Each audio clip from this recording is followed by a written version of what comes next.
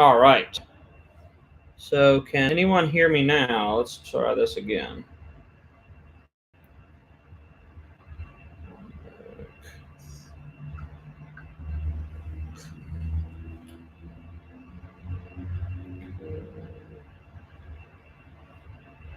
So, try to share this. Yes. Top chat.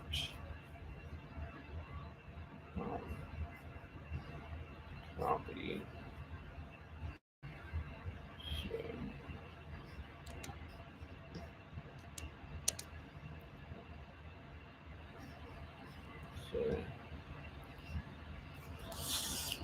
All right. So can anybody hear me now? Let me try to get this out of the way now. So I can set my computer over here. Okay.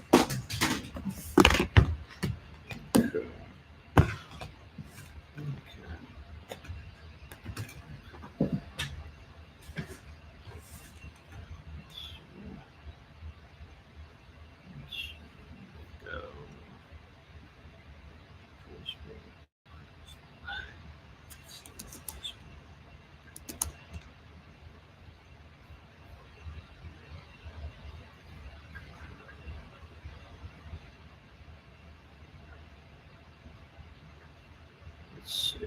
Let me see how I can get to it. Oh.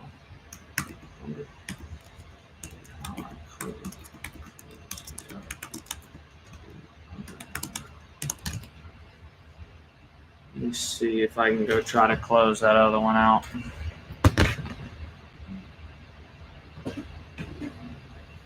Okay.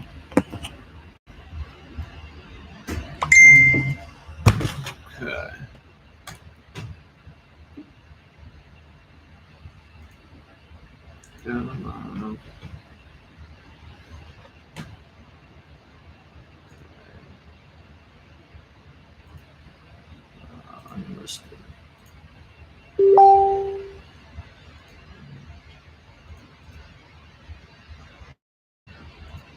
All right, I don't know how to close the other one out, but I did. I unlisted it, so it should be.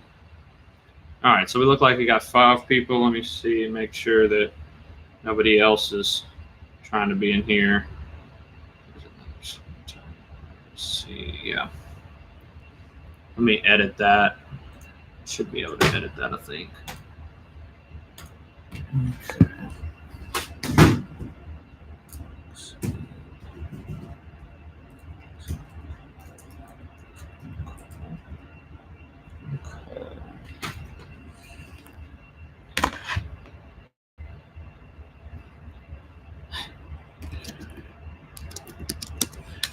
All right, so I reckon I will get started. So let me go get my notes.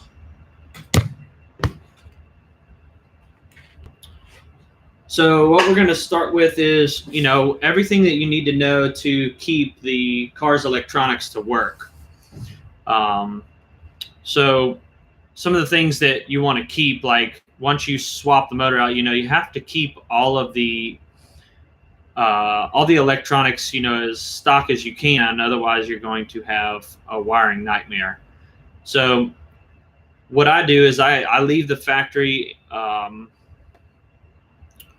leave the factory fuse box in right now. I did just have a conversation with Warranty Specialties. I'm going to be getting on a call with them tomorrow, actually, about getting a custom harness made. I don't know how long that'll be or what that's going to entail to get done. We're going to try to work through making a plug-and-play harness. Anyway, so back to keeping everything. So what you need is to keep all the modules working, because there's a couple things that if you don't do them correctly, that it will definitely make it very difficult to really enjoy the car, because you're going to have to start making all kinds of additional gauges, and that can kind of get annoying to get a lot of additional gauges that you really don't need if you can get away with making the factory ones work. So What it is the everything in the RX8 is run by a CAN bus. If you don't know what a CAN bus is, it's basically just a data communication between different computers. So that's why it's really difficult for most people to make the RX8s still function after doing the swap, because now people are wanting to throw away everything that they can because they don't know how to work on the electronics of it. So the Mazda instrument cluster is CAN controlled, meaning everything on it is controlled through that CAN bus. So in order to make that work, let's see, that is something that I don't understand how to make that part work. I'm not super familiar with the communication itself, like with how it does it. I just know it does. If it's syncing and desyncing, that probably means that your attack is cutting out, I'm guessing, Mr. Johnson. But anyway, continuing on. So to make that work, you can either, how I've actually done it is I've used the factory Mazda computer to still operate everything. Basically, you are having Mazda computer in the entire car. So in order to do that, you have to keep the Mazda computer. So that's keeping all the harness once you pull it out. So you're only pulling the engine out when you're removing the engine out of the car. So you should have 3 plugs. So that's going to be the 2 plugs to the engine computer, and then you should have 1 large rectangle connector that's white, about that big. Let's see.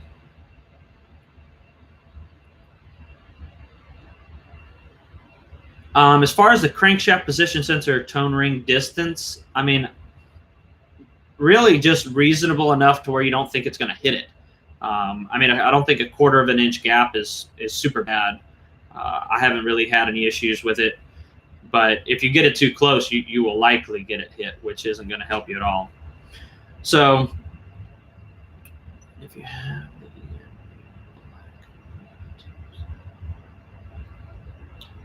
what is the EMU black? If it is a replacement for the factory computer, then yes, you likely can still use it if it's a replacement for the computer. But if it is not, I mean, the Mazda computer needs to be used to be able to send the signal across the network. So if the replacement ECU that you have, you can use that to be able to still transfer that data, but that's only for if you're replacing it and controlling the engine off of it. I haven't used, let me go look it up, actually. EMU 8.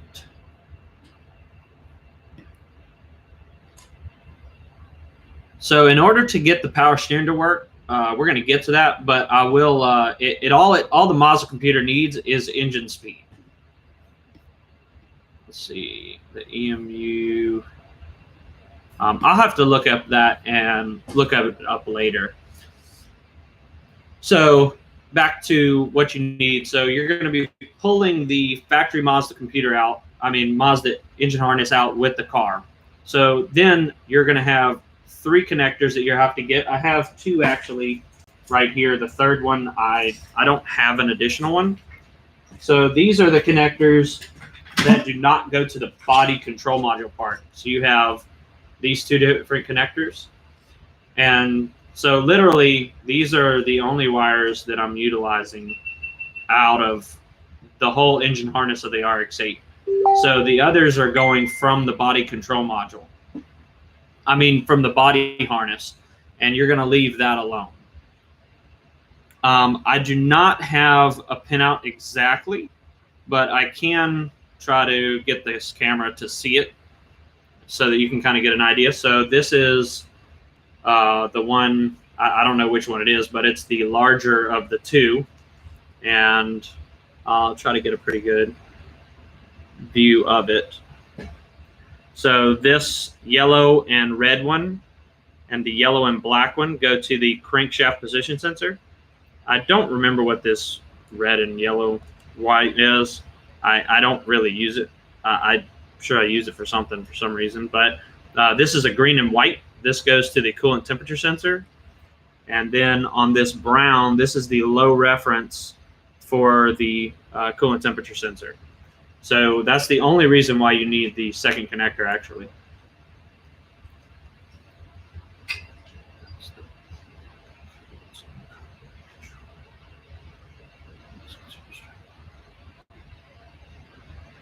Yes, so if you're going to be running the car on, let's see, if you're going to be running the car on a Holly, you will not be able to pass OBD2 emissions. Because you're not going to be able to get the Mazda computer to not complain about something to be able to pass an emissions test. That's really the only downside of using an aftermarket computer. That's why I've actually always used the factory engine computers for the GM side, is so that I can pass emissions. Even though I don't live in an emissions area, I can get away without it, but it still kind of limits things. All right, so, and then these are the other side. So basically we just cut the pigtails. I just butt connected it just as an example. So literally I cut the pigtails off for both of them, and then I just extended the wires to be able to fit where I needed them. And you can wrap them up in whatever you need. This is going to now connect to the passenger rear side of the head, opposite of the factory GM side. And then the crank sensor, we relocate it and have a machine balancer so that you can plug the Mazda crank sensor to it. And then it'll read the tone ring. I actually have one of those here. Let me go grab that so I can show y'all. Most of y'all probably already have one.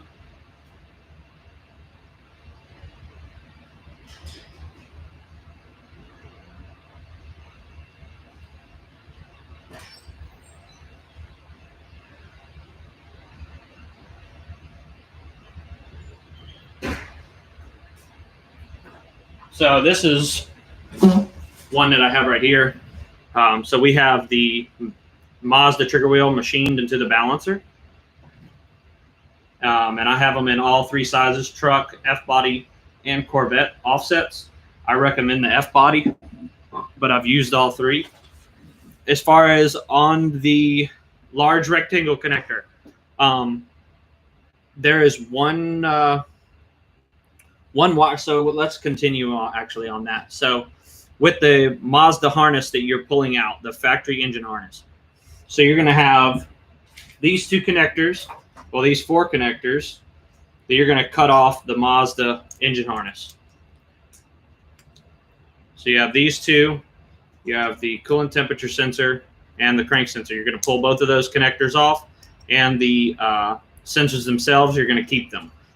And then the other wire harness, the rectangle connector that you were just talking about, on that connector, you're not going to cut other than just cutting the pigtails to be capable of reusing. Those, you're going to kind of leave them alone. You could tape some of them up. There's only a couple of them that you can use, or that you need to use. One is you can use the reverse light. That, I believe, is a red and yellow wire. But as far as the computer control for the GM side, you have a power that, when we use the PSI engine harnesses, the main power that supplies the engine harness comes from the starter wire. So you're going to put that on the starter wire, and then the signal to turn your engine harness on, that is going to go, you can go to that real little rectangle connector that I'm talking about, and it is a black and white wire. And that wire is going to the engine fuse in the underhood fuse box. And let's see, let me go to some other stuff. So now I'm going to go ahead and talk about keeping all the factory instrument cluster stuff and what all that entails. So the tachometer, we've already gone over. You need the crankshaft position sensor. And it's going to go straight back to the Mazda PCM, the same as it was originally. And in order to do that, you just rewire it, same as I did there. I actually depinned all the unnecessary wires. So Yes, for the constant 12 volts on the engine harnesses that we get, we are using the starter power wire as the power feed to the engine harness. So again, for the crank sensor, that just needs the factory crank sensor to be reading to the Mazda engine harness, Mazda engine computer, same as it was originally. And then now for once you get the tachometer to work and it's on the CAN bus line, getting to your instrument cluster, that is all that the electronic power steering needs in order to turn and activate the rack and pinion. So if your rack and pinion is not turning on after seeing RPM, then you do have an additional issue. That's something that you're going to have to look. There are only a couple different components that are on the electronic power steering. It's really not that complicated. You have the torque sensor that is on the where the steering shaft goes into the rack and pinion. That's a 3-wire sensor. That can be an issue. You have the two wires that go to the main motor for the rack and pinion. That is controlled by the EPS control module. So if you were to unplug it, put power and ground on one side, the rack will rotate one direction. If you flip it back over, it will then rotate the other direction. You cannot hurt the motor by doing that unless you are holding power on it and trying to make the motor continue. So that is a way to test the rack and pinion to make sure that the motor works. The most common issue is that the EPS control module is an issue. So there's only those 3 wires from the torque sensor that go to the EPS control module, and then you have the 2 large wires that feed straight to the electronic power steering control module. The other 2 wires will be your main power feed to the module and the main ground to ground that module. And that's going to be powered all times. For the ground and the hot will both be powered all time, and you're going to be still keeping that part of the car the same as it was originally. I think the only other thing is the engine computer for the Mazda actually wakes up that module for it to work. Let's see. So now we're going to go to the mile per hour and the odometer and stuff on the instrument cluster, so that we're going to go over all the gauges. And so for the mile per hour, it gets the mile per hour from the rear wheel speed sensors. So in order to keep that function, you will still need to retain your factory ABS. I definitely recommend keeping the ABS. The stopping distance just from 60 miles an hour is around 30 feet, which is a really big difference with or without. I've tried it both ways, and the ABS is quite phenomenal in the car, and definitely need that, especially with the newfound power that you're going to have with any engine swap, really. And let's see. So once you have that mile per hour working, your odometer and your tripometer will both start functioning same as it was originally. Now your fuel level. The fuel level, you do not have to mess with it at all. That works same as it did originally. That is something that doesn't get CAN controlled at all. The fuel level actually is a resistor type, and it just goes straight from the instrument cluster all the way back to the fuel level sensors in the tank. For those who do not know, there are 2 level sensors in the tank, which I didn't know until I ran out of fuel at a half a tank, because I was not pulling fuel from the other side of the tank. So I still had the passenger side completely full of fuel, and that's what ended up happening is I drained the driver's side because I didn't have a siphon pump that was pulling it over. Fuel pump wiring. What do I need to do for the drop-in fuel pump? So for the drop-in fuel pump, you will literally leave the factory wiring the same as it was originally. Our drop-in fuel pump can handle, I've maxed really pushing it. This is keeping the fuel system a returnless style. If you did do a return style fuel system, you may be able to get a lot more out of it, but I don't think that it's something that I would recommend. The single and double, I'm going to get to that in just a minute. So then your oil pressure, I've never made the oil pressure sensor work. I mean, the gauge functions, but it's literally just a dummy gauge. It's hey, we got oil pressure, and hey, we don't. I actually don't have it hooked up at all, and it actually goes straight to the middle. and it's not even hooked up. So that's not something I mess with at all. Some of the instrument cluster functions that you will lose with the swap, unless you were to do a lot of different things to make these function, which I don't think is worth the time, effort, or the money. But the oil light, the battery light, the check engine light, the traction control light, and stability control. All of those will be lost in this swap. You can either try to burn the lights out, which I don't recommend. I've actually just disassembled the instrument cluster, put masking tape over those particular lights, and sharpied them out, because in order to modify that instrument cluster, you can and likely will damage the instrument cluster in doing so. Let's see. Okay, all right, I can do that. My bad. Let's see.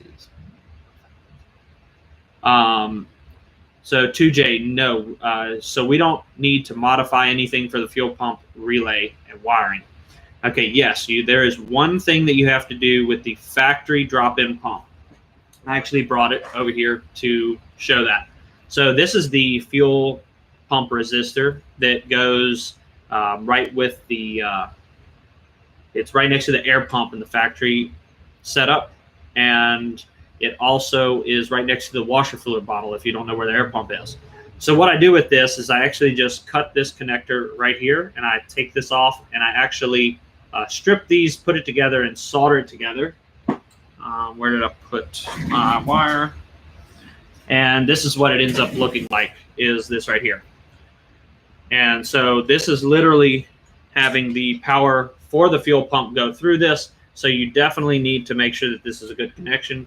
What I did for this, like I said, I stripped both ends, I twisted them together and soldered it together, then put some heat shrink on it, and then you plug it straight back into the Mazda harness, same as it was originally.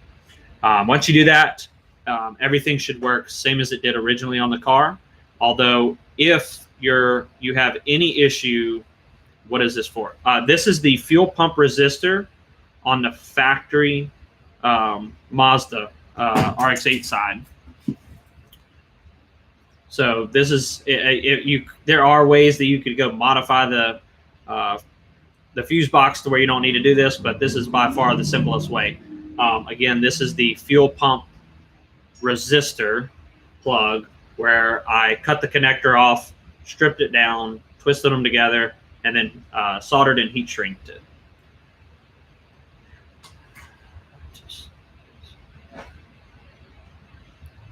The Mazda battery cables, do they stay the same for the battery, power, and ground? So you will. So how I've done the battery wiring for that is I have gone from we put the battery in the trunk, and with our kit we go straight to the starter from the battery. If you do not do it that way, I have found that we have always had sluggish starts with doing that. And then from there, I actually run the ground straight to the chassis, and then I go from the chassis to the engine in the front for the ground. And then you can just ground anything you need anywhere on the chassis, and that's how I've done it all the whole time. Let's see. All right, so we gone over the instrument cluster. We went over the electronic power steering. For the ABS, you're just going to leave that the same as it was originally. You don't have to mess with that at all, other than to move it out of the way of your rack and your coils. Let's see. So now we're going to go over some controls. So something that J.R. Young was wanting to know is, so we went over the Mazda fuel pump control. So if you go to our single or dual fuel pump, you will then use separate relays to wire them to the rear battery. And with that, you're going to run them through a set of relays. So depending on how many pumps is going to be based on the relays that I would recommend. I recommend one per fuel pump. So if you're running more than one fuel pump, you're going to need two. And rather than trying to use the Mazda side to power the relays, you're actually going to use that to control the relays instead, and you're going to get the power from the battery. So you need to fuse. I used a 30 amp fuse from the battery, and then I went all the way and fed the power to the relay, and then from the relay I went to the fuel pumps. Let me grab a big fuel pump and I'll show y'all.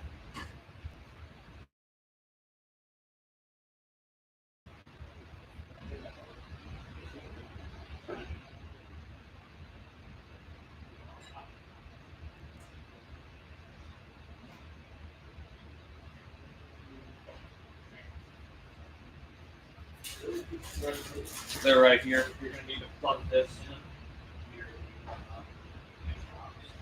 on the driver's side, passenger side. Yes. All right. So this is the power wire setup for. This isn't assembled, but I'll go ahead and show y'all. So this is the pigtail that comes out of the fuel hat right here.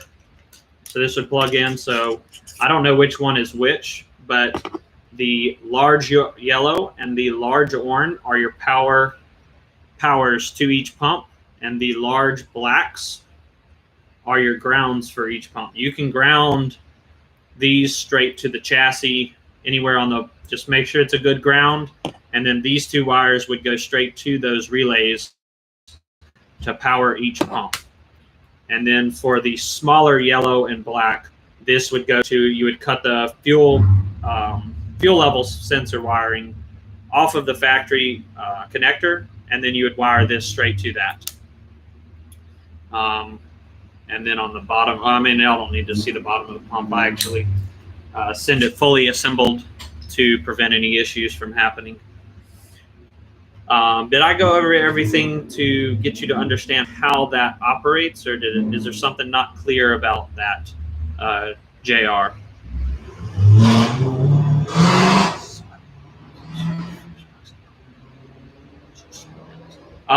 No, you would still, well, that's kind of a loaded question, I guess. I mean, you don't have to have the Mazda computer to operate the fuel pump. That's just how I control it. The LS computer can control the fuel pump. You could send the wire from the the GM computer to control the fuel pump power to turn your relays on. I use the Mazda computer to control the relays rather than wiring the GM side when the Mazda side already works. But if you've already gotten rid of your Mazda computer, that kind of comes with its own complications that I haven't been willing to go without. But you could run your GM to control that fuel pump. So in order to do that, let's see, let me grab that back. I believe that the GM and the Mazda both use power to control the relays. So actually, I do have a relay. Let me go grab one to explain it.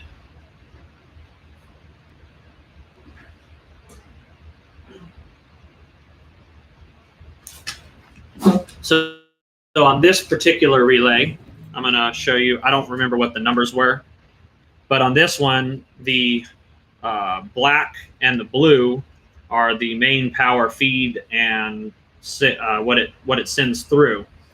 So what you'd need is the black, for instance, would go to the battery with a 30 amp fuse, and the blue would go to your fuel pump feed. So we'll just say that we're going to this yellow one. So that would go to the fuel pump to feed it. This would go to the battery, and now you need to control the relay. So in order to do that, you have the yellow and the red wire to control it. In order to get that to control it, it needs a power and a ground. Does not matter which side. You can use power or ground on either side.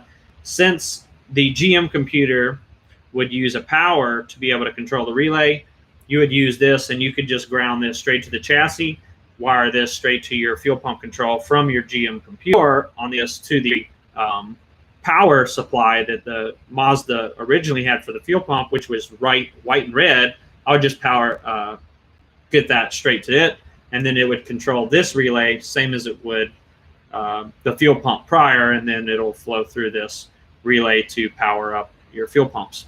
And you would do that for both sides. All right, so I got a couple questions I haven't gone through. Do I have the fuel pumps in stock, the single or dual fuel pumps, or the drop-in pumps? I kind of almost have all three actually in stock. I just have to assemble them. Let's see, are there manual steering rack options for these cars? No, if you run a Holley, that's not a problem. You can still run a Holley computer and still operate and everything. You just still have to keep all the Mazda harness and stuff intact. As long as you leave that alone, then you're not going to have a problem. It doesn't matter. You can run everything without a computer, an engine computer at all. The Mazda side controls all of that. How I have done it is the car is operating the RX8 side completely separated from the GM side. The GM side solely runs the drivetrain. And then he said the dual pump. I can have a dual pump made fairly quickly. I have all of the parts. I just have to assemble it. And I have all the parts to assemble it as well. So Chandler had asked if there are any manual rack options, and that was me replying to that. I didn't read that. All right, so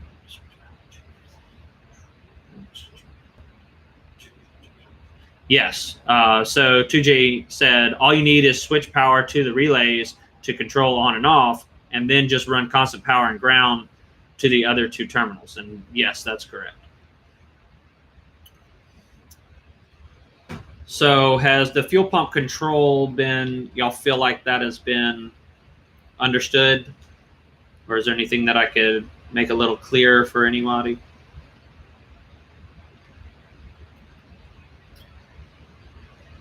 To it. And then for the cooling fan. So the cooling fan is another thing that can be controlled the same exact way. It keeps skipping. I'm sorry. I wonder if it's on me or if it's on y'all. And you can either use the Mazda computer to control it, or you can use the GM side. I've always used the Mazda side, actually. So I've used the Mazda side because of one thing, a couple different things. One is I have it control my fuel pump already because I don't need to I don't want to rewire. I want to rewire as few things as I can get away with without sacrificing function or problems in the future. Mazda already designed all of that stuff to be able to be used.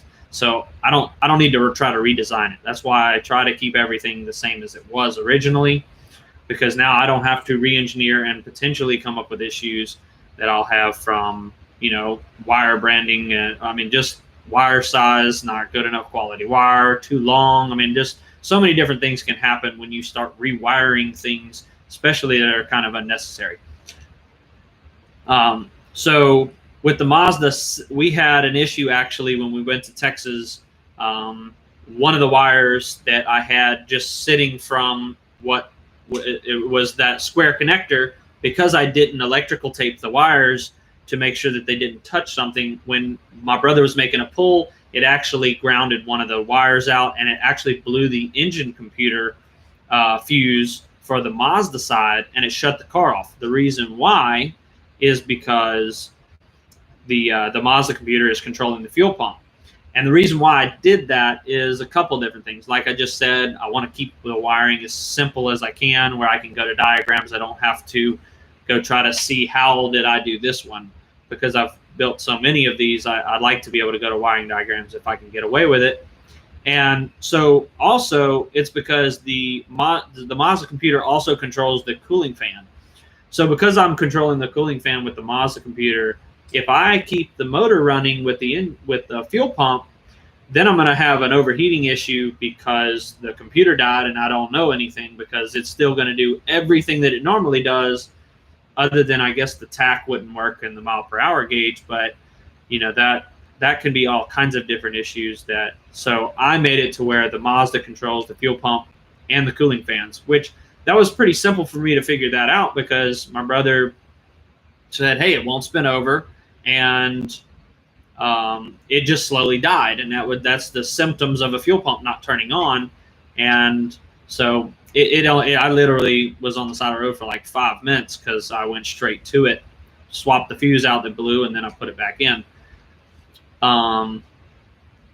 And so in order for me to reuse the cooling fans, what I did is on the factory cooling fan connector, I actually used the blue wire. I think it's a solid blue, and I cut it off of the original connector. And I ran that wire straight to our cooling fan setup to where that fed the power to the fan, and then I used a ground terminal and grounded the other side of the fan straight to the chassis. And so the Mazda controls the fan, same as it did originally. It can turn it on while the car's off if it's getting hot, and the fan works the same as it did originally on the car. I've never had any issues that I have to complain about doing it that way. So that's how I've always done it. You can use the G because I'm using a with modulated fan, which is definitely not necessary. I wonder if it's cutting out because of me, actually. Anyway, so I think we went over that.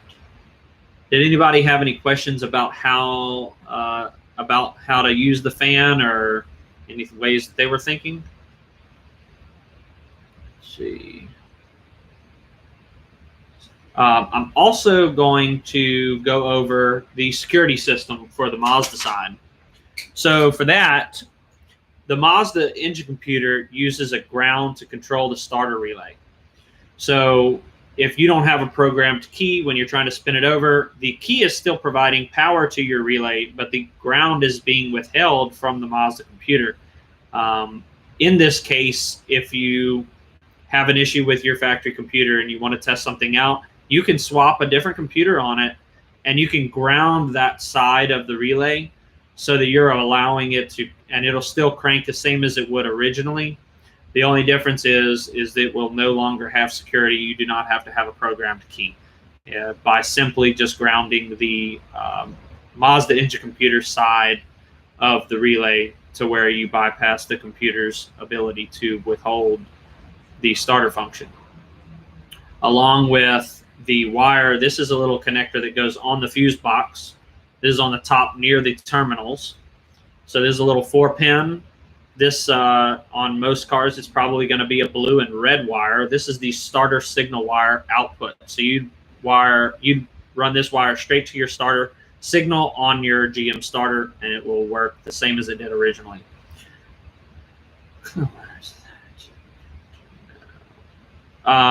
JR, you're talking about the wire color for this starter relay? Starter section, or the wire color for controlling the wire on the Mazda computer to the starter relay? Okay, for the security, let me go up here and check.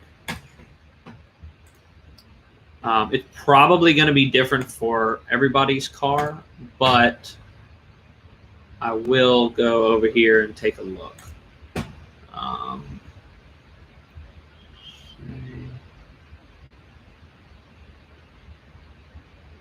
So it looks like it is a white and green wire going to the starter relay for the security side. How you can tell is, we'll just say this is the relay for, it's kind of the same. There's a 4-pin relay for the starter. So you're going to have the main power at all time, and then you'll have the ground. So what you can do is use a test light or a voltmeter and put your battery terminal on each one, and have your other lead go into a ground, and have somebody try to spin the starter over and hold it, and see which terminal is power with the relay out. So you're going to have one that's power at all time, one that's going to be ground if your starter signal is connected, and then the other one is going to be power only when the key is in the start position. And then you're going to pick the other side, and that's the side that you'll ground. Did anybody catch how that is done?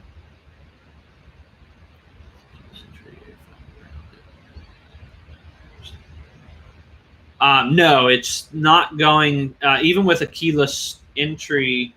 I don't believe you have a push button start on your RX8.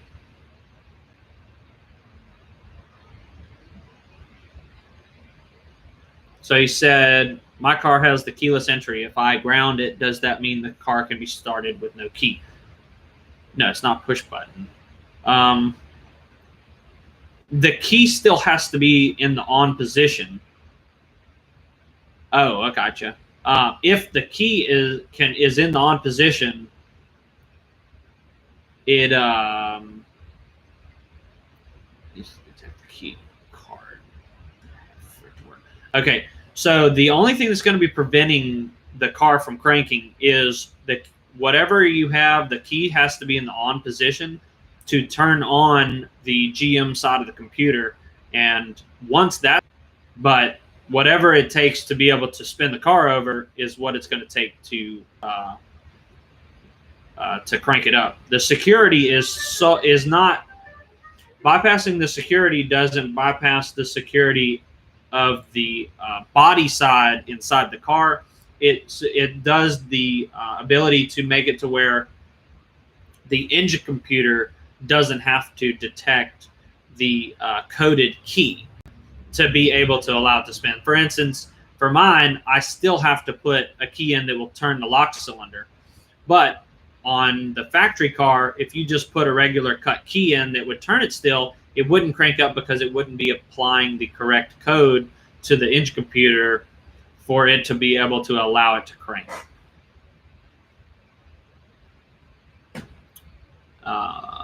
You feel like that? Yes. So you have the security part that allows your dummy key to be turned, and then you have the security part of the engine computer allowing it to spin over from that side. I'm pretty sure. I've never personally messed with that type, but it would be the same as any regular push to start.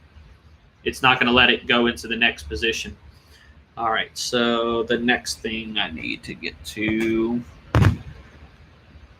is we went over so I think I already went over the GM signal to be able to power the whatever engine harness you're using. We use the black and white wire to power up all the relays to run the GM harness. That's the signal for the engine. It's going to be the engine fuse, which is a 15 amp fuse. And then a couple other things I think is, I don't remember which, I guess I can go look at it real quick. Let's see, let me, this is for the AC control. And this again is using the Mazda system, not the GM system. Let's see if I can find out where this is, air conditioning. Where's the AC compressor?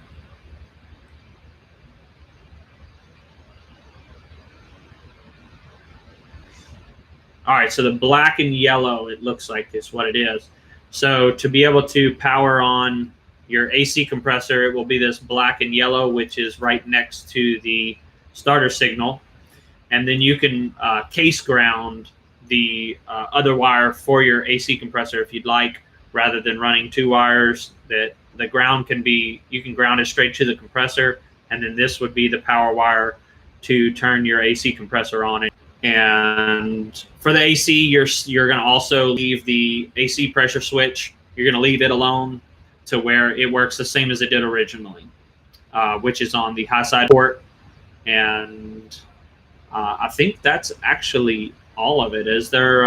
Does anybody have any questions about any electronics that they feel like I did not cover?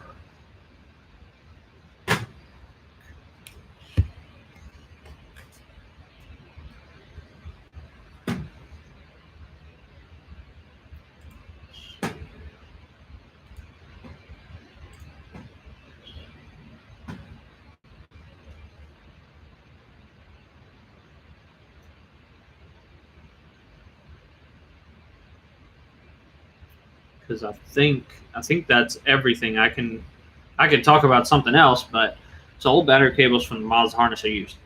No, I do not use any of the old battery terminals. The only thing that I use are the terminals for,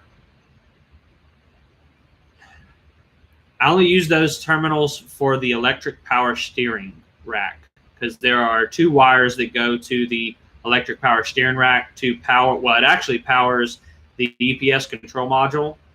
And I think there's a white and a black wire with single large spade connectors that you use. You will use that to be able to repower your electronic power steering module.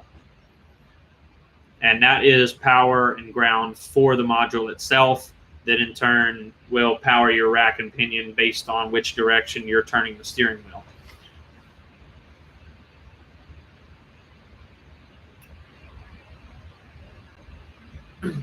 And then obviously you're going to still have to power your fuse box with from the. So how I typically do it is this: I go from the battery to the starter, and then I go from the starter to the alternator, and then I go from the alternator up to the fuse box, and then I power everything that I need from the fuse box. Have any axles or diff covers in stock? I do not have any axles in stock. However, I do have the diff covers in stock. I just got about 10 different diff covers in stock now that I just got machined.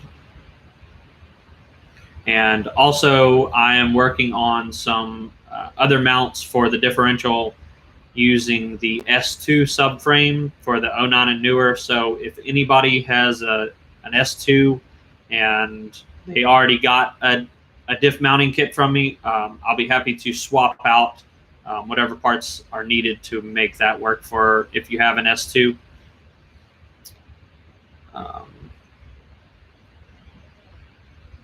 And Rhino, did I get your question answered? Did you have any other questions about? Do you feel like I answered those questions about the battery cables?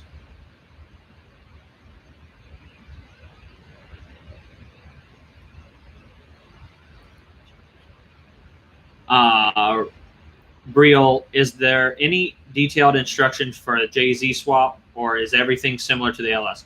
Everything is almost identical to the LS. You're basically going to be doing the exact same thing. There's only like 2 or 3 different parts even for the JZ kit versus the LS. You can go from LS to JZ to, I mean, if I made any kit for any other motor, it's pretty much all going to be pretty much interchangeable, because you're doing the exact same process for any engine swap. You're going to have to control your engine computer regardless of what that is. You're going to need a battery at all time, which we use the starter section.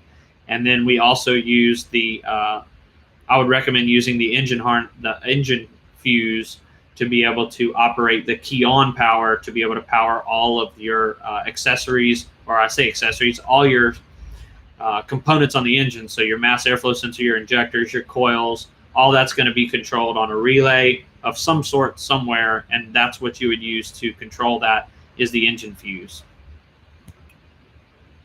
For the lead time on the axles, personally, I have no idea.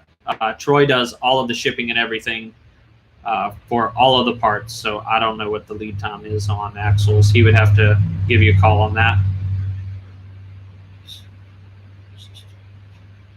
2J, do we have to add some kind of resistor for the reverse light switch? No, you do not. So that's going to really depend on what transmission you are running to be able to operate that. As far as I'm aware of, I'm going to talk about manual specifically. We just recently did a TR6060. The TR6060 has a reverse switch on the car.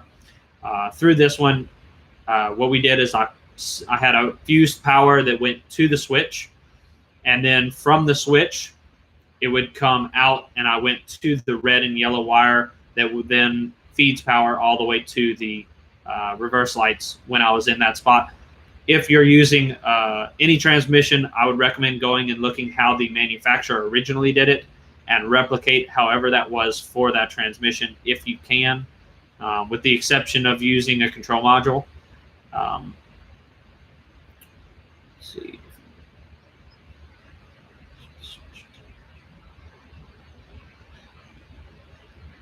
JR said, if you build a harness with specialty, would it relocate the factory fuse box, including the harness, through the firewall? Yes. So I am actually going, my intent with this is to make it to where as easy as I can to be able to get to that fuse box and those modules, but they will likely not be very easy to get to because it's really tight under there. But most all of the wiring will be out of the way for you to be able to do anything you want in the car. It's going to free up a whole lot of room for cold air intakes or turbos or superchargers or anything, because you're no longer going to have anything in the car under the hood other than what you're putting in there. So I'm actually very excited about that. To be able to do that is going to change, in my opinion, everything about the car, because you're going to have people that are no longer going to have to do any of the wiring. It's already going to have a couple of wires that you're going to have to work with, and then that's it.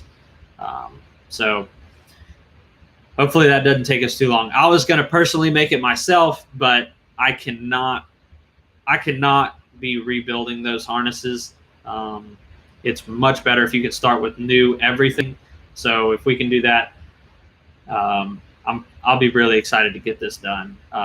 So Rhino asked what the price point on these harnesses are. I would not suspect that it's going to be less than $1,000, which is really not going to be too bad, because you're going to get a wire tucked engine harness for the car. So, and then on top of that, no matter what car you get, hopefully my intent is that you will be able to sell this harness if for whatever reason in the future you wreck the car, whatever, that these harnesses will be interchangeable to be able to put them in any of them, which is going to pay. I mean, that's going to be worth everything, really, to be able to wire tuck the harness. I mean, the car in general, because if y'all have seen my blue RX8, I mean, the wiring on it is just, you can't see anything under the hood other than the wiring that I put on it. And it's all factory PSI harness, which a lot of it could be reduced if I used like a Holly.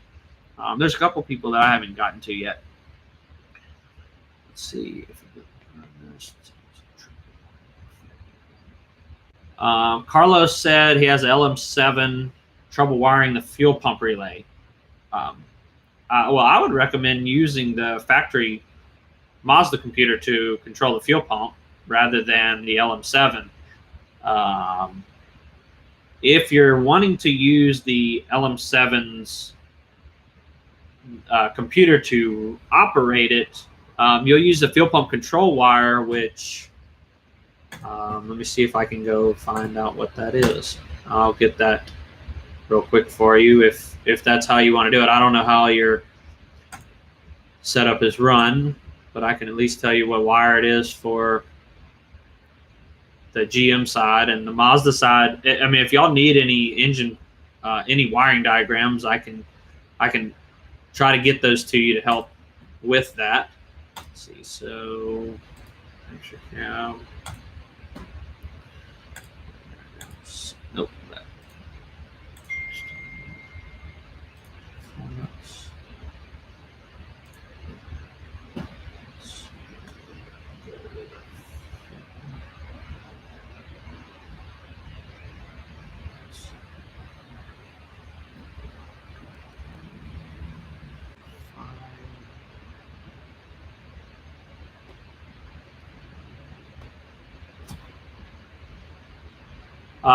So it looks like it is a dark green and white wire that is on the number 9 pin. I'm not sure if that's the blue or the red connector, though. It looks like it's saying that's the C2 connector. And that was for Mr. Carlos. All right, so Mark asked, what about the wiring for the steering paddles? So what I use for controlling the paddles, now that is only for the 6L80, or if you use like an Altronics electric shift. I haven't used the Altronics with it, but you're really just using limit switches on it. So Dakota Digital is, I think Dakota Digital. No, it wasn't Dakota Digital. Let me see who that was actually. Let's see. Down.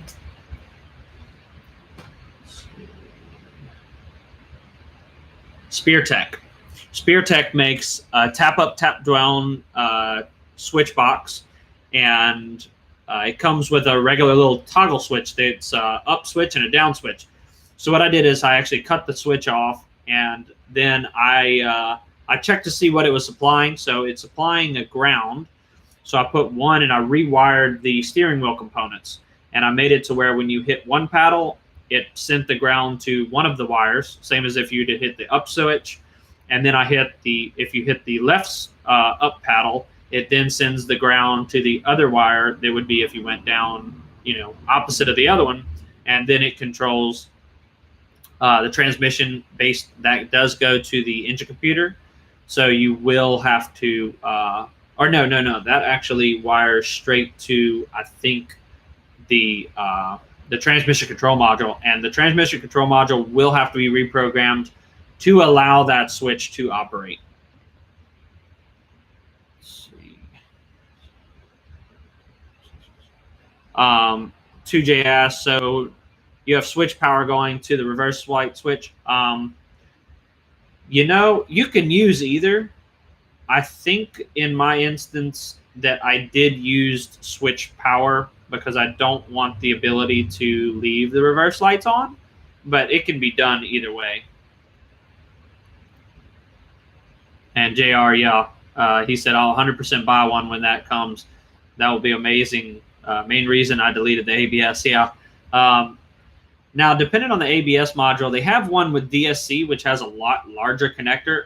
I'm actually going to, I would like to make it to where we only use the non-DSC ABS module so that we can tuck that in and away. So I have an option to where you, hopefully, that you can make the ABS module sit right underneath the, what do you call it?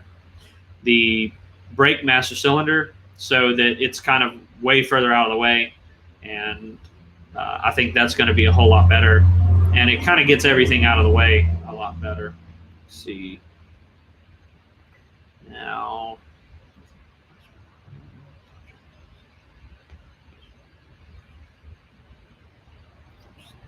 Carlos, so you said the fuel pump stays running with the Mazda relay. Yes.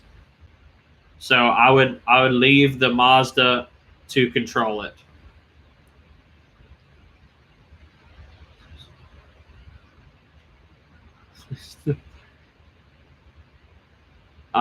J.R. Young asks, can you convert DSC to non-DSC? I haven't personally done it, but yes, you definitely can. The non-DSC unit actually can be swapped into anything.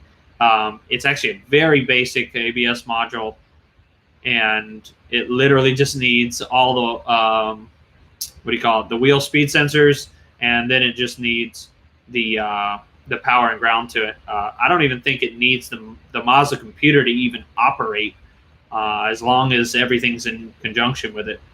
2J asked, which is the bigger unit? The bigger unit is the DSC unit, which is a large black box. It's like twice the size.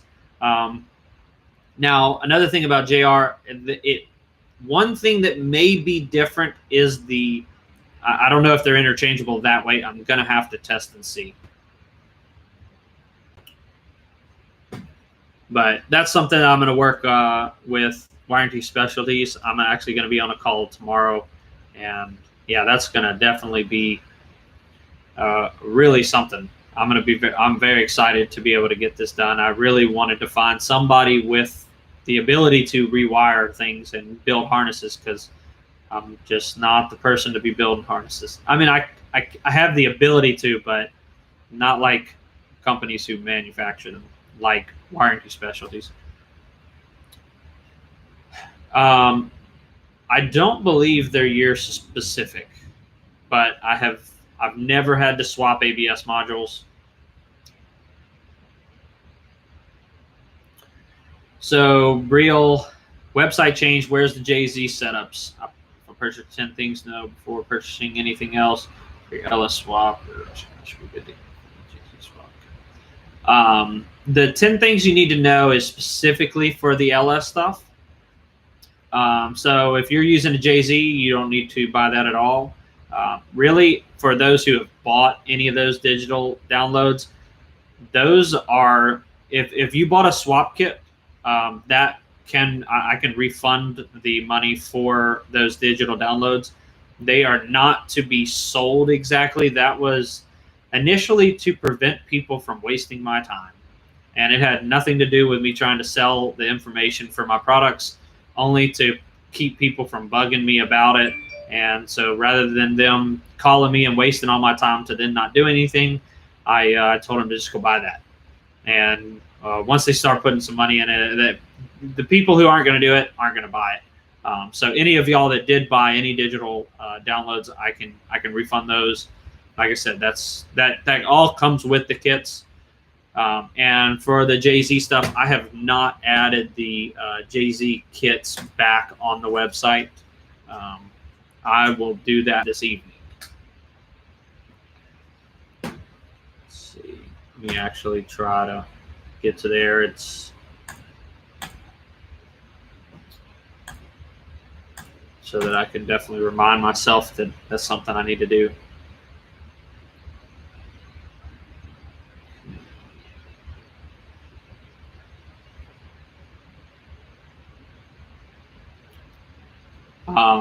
So I have figured out a twin turbo setup that I'm gonna be working on, that I'm really excited about, and I think we're going to build it for a race car. It's going to be kind of funny because I think this is going to be the manufactured version of our twin turbo kit, and it's going to be necessary to use the warranty specialty electrical kit. But I do believe that I'll be able to retain filters for the twin turbo kit on this, and they will be sitting where the alternator and the AC compressor go. If people still want the AC, I do believe that I can still get the AC to work, even with the twin turbo kit. So that's going to definitely be quite a game changer, I think, if I can get this kit out.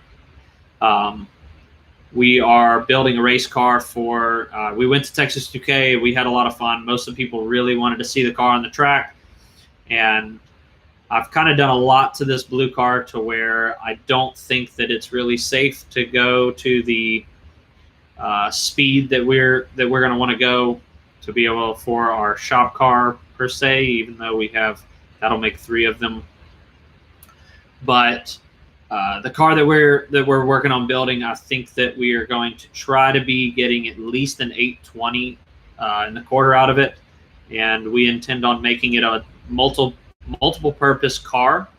So we're gonna try to make it to where the car can do 820s in the quarter, and it can also be a drift car along with being able to be road coursed. So what we'll do is we're going to put a power glide in for the drag setup, and we will have an additional transmission drive shaft for a manual setup to be able to drift with the car. And then that same setup should be good to also be able to road course the car just by putting a wing on it and some aero to be able to, along with some tires, and change the alignment up. But we will be keeping the IRS. I'm not getting rid of the IRS. So that is really what's going to be the limitation of what we can do on the drag strip with it. Not that I'm trying to make a 100% drag car, but I do want it to go plenty fast enough. To be able to do, Rhino asked, how much power you shooting for 820? So I think that based on my calculations, with 1,200 wheel horsepower, with a gutted out car, I should be able to do 820s fairly easily. And depending on how all this goes, I may end up our twin turbo setup. From what I was looking at, if I get a really good set of turbos, I think that we should be able to get about 1,800 horsepower limitation with the turbos. So then it'll really just be how much power can we make with the motor and not blow something up. Okay, yeah, 1,100 on a single 79 is it's definitely going to be some pretty serious power. The only problem that I really had with that kind of power is really just traction. which is something that everybody has problems with when they make over 1,000 wheel horsepower. Okay, yeah, I remember now.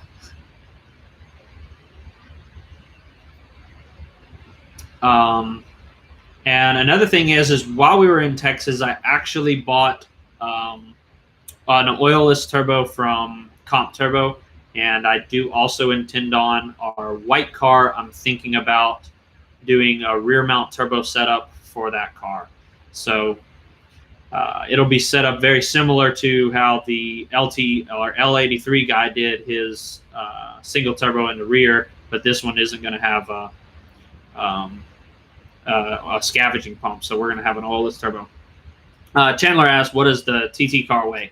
So I weighed the blue turbo car, twin turbo car, and with a 6L80, an aluminum LS3 with everything completed on the ground, it weighed 3,098 pounds.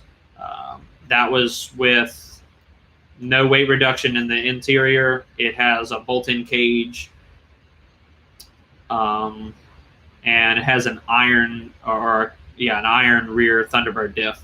Rhino asked, nice, does that take special grease? Yes, the Comp Turbo is the greasable turbo. So I weighed so 2J asked, what does the nitrous car weigh and how much does it weigh?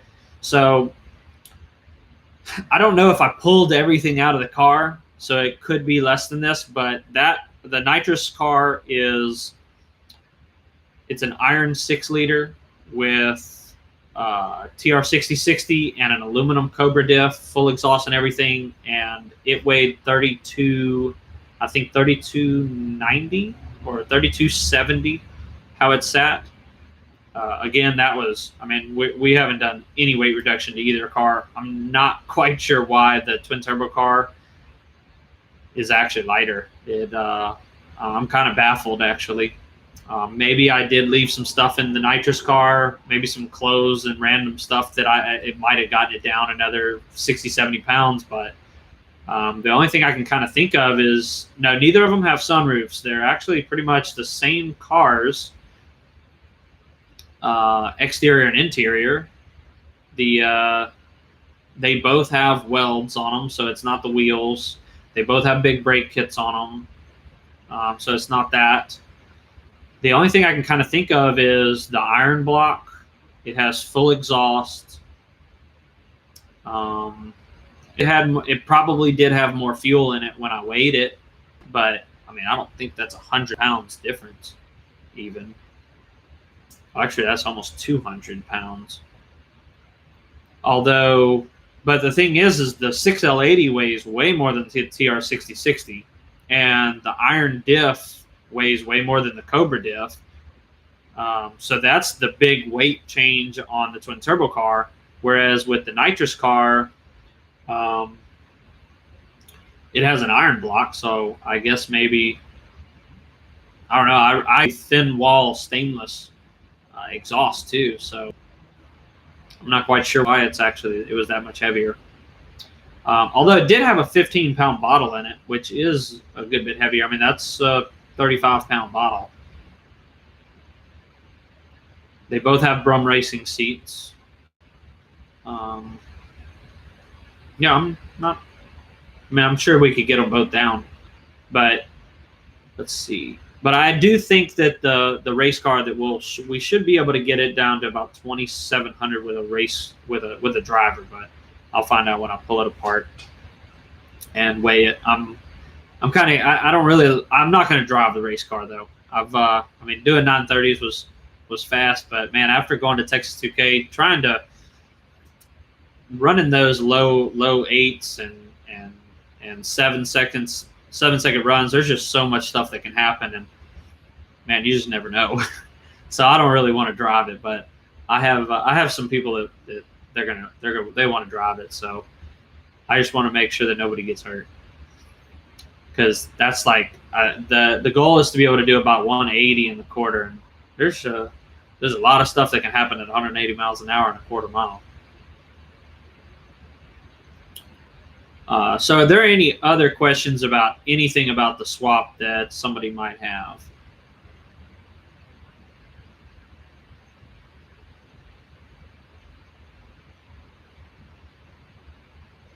And I guess while I'm on here, I'm going to go make a poll on Facebook. And I think we're going to start doing this once a week. So if anybody has questions, I'm going to try to cover that once a week now. Let's see. Let's see. Rhino said, I'm sure I'll PM you when I run into a problem. So Brill asked for tire fitment. So it's not something I have in the past shared a lot about tire fitment. I'm sure y'all have noticed, but I will talk about it. So basically what I do when I go looking at tire fitment is I use, I think, willtheyfit.com or something like that, .net or something. It's one of those websites where you can compare offsets from one to another. So with the wheels, we have 19 by 11s that I've put on it, and then also 17 by 11s. So the 17 by 11s is about equal with the fender. So it's not really tucked per se, but it is very wide fender. A wide wheel. So in order to do that, that is an 11 by 17 with a plus 46 offset. And pretty much I just go buy that, put that into the calculator, and then use any offset with the rest to be able to compare how that fits. And then with the 19 by 11, I think it is a plus 50. It's somewhere around there. For the front, it is pretty much, those are Supra front wheels for the welds. And then for the 10s in the back, that's Supra or Mustang offset for the welds in the back as well.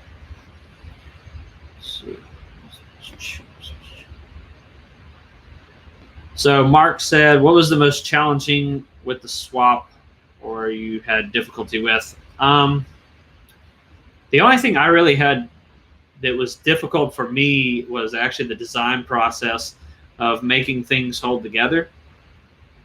But my least favorite part of the swap is actually pulling the rotary out. Because I own a mechanic shop, and that's kind of been my background. So for me to be able to, I don't really run into a lot that, unless I'm doing stuff like turbos and stuff, fitment locations has really only been the challenge for me. Once I've gotten everything designed and made, man, the swap is so much easier. I can't tell you how many times I've redesigned, remade, because it's cheaper, because it's more, because it's harder to install, because it's easier. I need to make it easier to install because it's. I don't think I've had very many. It wasn't strong enough other than the RX8 differential, and really trying to make the RX8 differential hold up together in the back was a really difficult thing, actually. Speaking of the RX8 differential, I'm going to show y'all why you don't want to make more than 400 wheel horsepower with the factory differential. And it's just kind of, I have not been able to figure out how to hold the Mazda differential better. And what the real issue is that you just, even if you do hold it up really well, you still have 444 gears that just can't, they just don't make any power. Like now you're in overdrive at 120 miles an hour, 105 miles an hour. And that's killing all of your power right there. So you need to do a gear change already. And there's not really any good gear options for the RX8 diff anyway. So that's one of the reasons why I, so to speak, gave up on making the RX8 differential any stronger than it already is.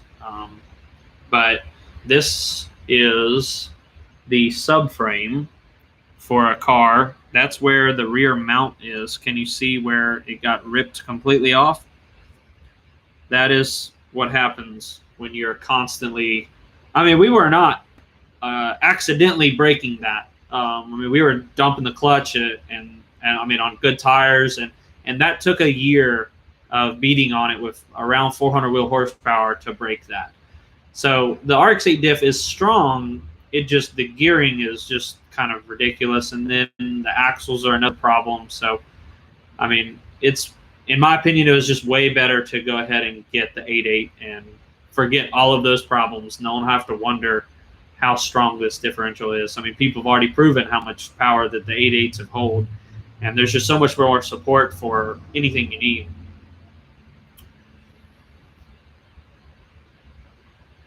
Let's see. But I mean, Mark, I think the real difficult part is just to make it look nice. It is quite challenging to make the wiring and just everything look nice when you're doing it. Which that's what I'm hoping to be able to easily fix with this new harness that Warranty Specialties and I hopefully will be collaborating with, and then it will be able to make anybody be able to accomplish this swap. And just like JR had said, this is going to change the whole game, and it really will. I mean, I have a buddy of mine who he's built a 2J SC400, and like he would never have attempted to do the RX8 swap because he can't just buy stuff and plug it in. And it's not big. It's just that's his line is if I can't just buy it and plug it in, I'm not going to buy it. And even though it's not really that complicated to be able to get the electrical work, it's just that's a mental block that a lot of people are not willing to do. And the most exciting part about it, again, is that we're going to be able to have so much more room for activity. Like, and like I might be able to make it to where we could do an LT4 fit in it, to where we can get an LT4 to bolt up in it, which isn't a big blower, but I mean, 640 crank horsepower is a lot of power, even with a stock motor. I mean, especially with a stock motor. Rhino, did they say how long it would take to make it? I actually have not talked to them at all other than through email, so I do not know where they are at. Johnson said, I need a better CDO9 crossmember. Go ahead and send me some pictures of what that crossmember looks like, and maybe we can fix that.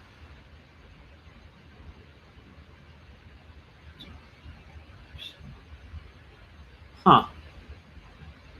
All right. Well, yeah, Johnson, just send me some pictures of what it is, and I'll be happy to be able to make whatever it is to need. I've never personally used the CDO9, so I can only do everything I can to make that work for you.